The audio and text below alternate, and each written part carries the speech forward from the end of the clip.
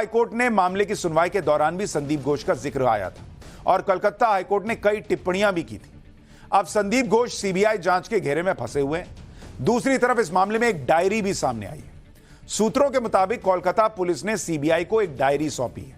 यह diary trainee doctor की लाश के पास मिली थी। इस डायरी के कई पन्ने फटे हुए हैं, यह सूत्र दावा कर रहे हैं। पुलिस ने फटे हुए पन्नों को सीबीआई को सौंप दिया है। आमतौर पर डॉक्टर्स के पास डायरी होती है जिस पर दवा के नाम लिखे होते हैं। डायरी के फटे पन्नों से सवाल खड़ा हो रहा है कि क्या डायरी में कोई राज की बात भी लिखी थी क्या? इधर सीबीआई की जांच भी तेजी से जारी है।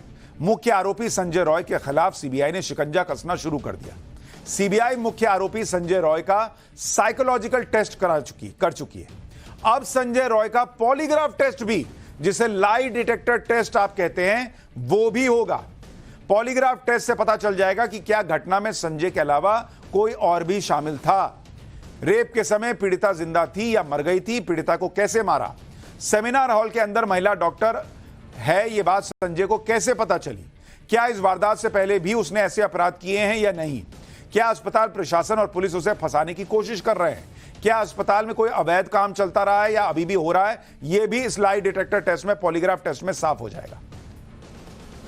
और सीबीआई को इसकी परमिशन कोर्ट से मिल भी गई है पॉलीग्राफ टेस्ट की।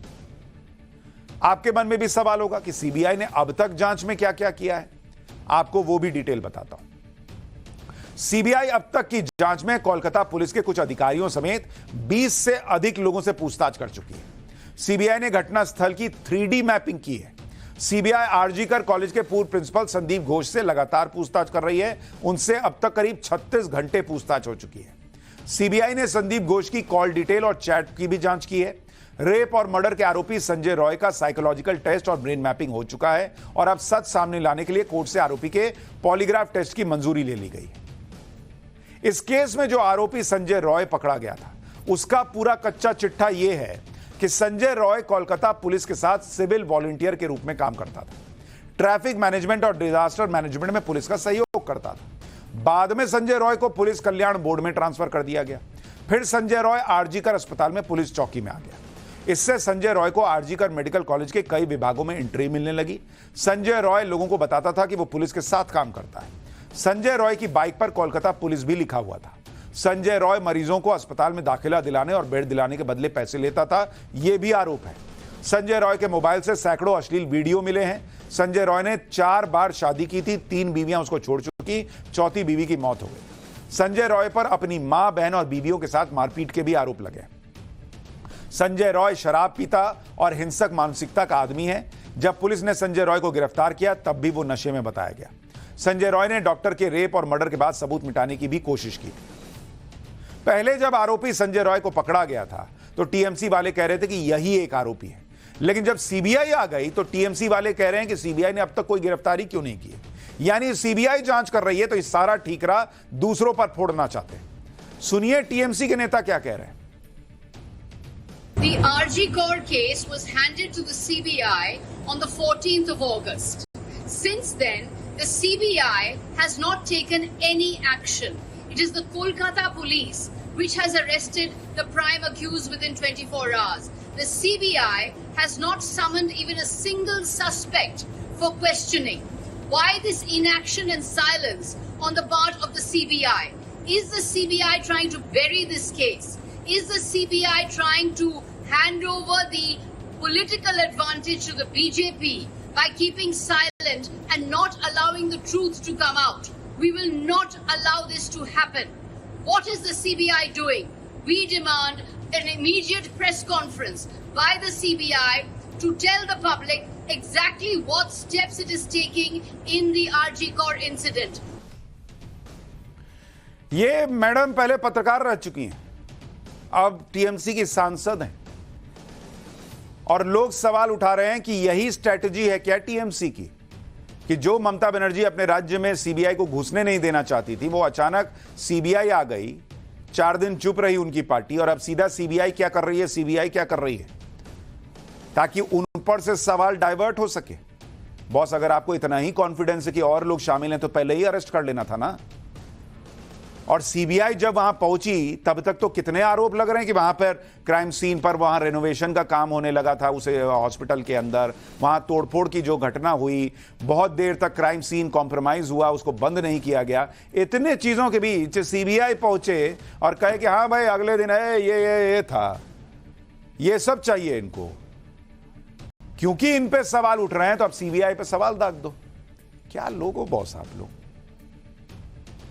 एक तरफ तो कोलकाता कांड की जांच चल रही है जिससे इस भयानक कांड की पूरी सच्चाई सामने आ सके, अस्पताल के अंदर अगर कुछ गलत हो रहा था तो उसका सच सामने आ सके। लेकिन क्या इस सच के सामने आने से कुछ लोग डर रहे हैं? क्योंकि अगर किसी बात का डर नहीं है तो फिर ऐसा क्यों हो रहा है कि जो भी विरोध की आवाज उठाता है उस पर किसी ना किसी से डंडा चलाने के लिए ममता सरकार तैयार दिखती है किसी तरीके का। आज ये सोचिए कि जिस केस को लेकर ममता बनर्जी खुद सड़कों पर उतरकर प्रदर्शन कर रही थी, जबकि उन्हीं की सरकार है, वही मुख्यमंत्री, वही गृह मंत्री, वही स्वास्थ्य मंत्री, जब वो सड़कों पर उतरती है तो कुछ नहीं होता। लेकिन जब दूसरे लोग सड़कों पर उतर आते हैं तो उन पर लाठी चलाने के लिए कोताही नहीं होती। आप खुद देखिए, कोलकाता में जब फुटबॉल फैंस ने स्टेडियम के बाहर रेप और मर्डर कांड की पीड़िता के लिए इंसाफ की मांग की तो पुलिस ने लाठीचार्ज करके खदेड़ दिया। ममता बनर्जी सड़क पर आई थी तब तो नहीं हुआ था ये सर। ममता बनर्जी पीड़िता को इंसाफ दिलाने के लिए, फोटो खिंचवाने के लिए बाहर सड़क पर आ सकती है, पब्लिक नहीं आ सकती, उनको जो है लाठीचार्ज हो जाएगा। क्यों भाई? जब पब्लिक सड़कों पर प्रोटेस्ट करती है तो इससे ममता बनर्जी की सरकार और पुलिस को परेशानी होती है क्या? कल कोलकाता में फुटबॉल का बड़ा मैच था। कोलकाता वैसे भी फुटबॉल फैंस के लिए जाना जाता है, लेकिन एक तो मैच रद्द कर दिया गया कि कोलकाता में तनाव बहुत है। ऊपर से जब फुटबॉल फैंस बड़ी संख्या में स्टेडियम के बाहर पहुंचे और कोलकाता कांड में इंसाफ के लिए नारेबाजी करने लगे तो तुरंत ममता बनर्जी की पुलिस और सिस्टम एक्टिव हो गए और बड़ी संख्या में पुलिस और आरएएफ के जवान भेजकर प्रोटेस्ट कर रहे लोगों पर लाठीचार्ज हुआ और वहां से भगा दिए गए। ऐसा क्या इसलिए किया गया कि लोग विरोध प्रदर्शन ना कर सके? ये लोग पूछ रहे हैं। अब तस्वीरें देखिए। सवाल यह है कि अगर ममता बनर्जी प्रोटेस्ट कर सकती है तो पब्लिक क्यों नहीं कर सकती? विरोध प्रदर्शन, नारेबाजी से किसी को डर लग रहा है क्या? एक बार देखिए वहां क्या माहौल था।